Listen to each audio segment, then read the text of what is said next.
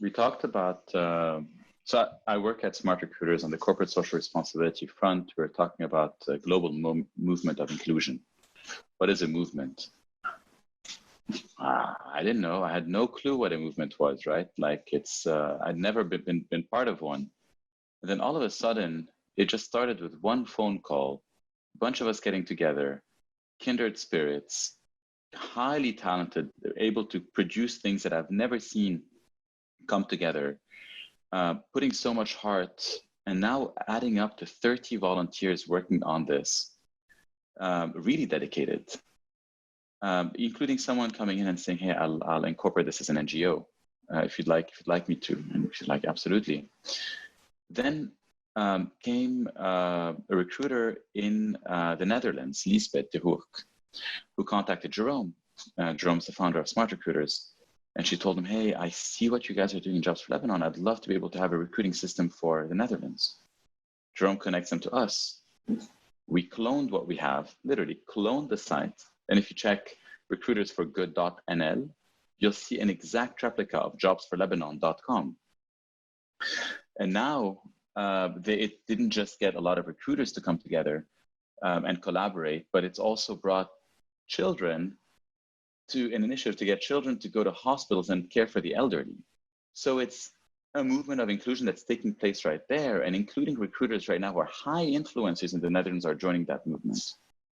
Shortly after, Andrea Kirby in Australia and Rich Lewis reached out and said, hey, I'd love to, can we do something like that for Australia? So we cloned Jobs for Lebanon. And now I'm seeing 26 people in jobsforaustralia.com, 26 recruiters who have made themselves available to help candidates with mentoring, career coaching, and things like that, with partnerships from various large players in Australia. That's inspired this movement.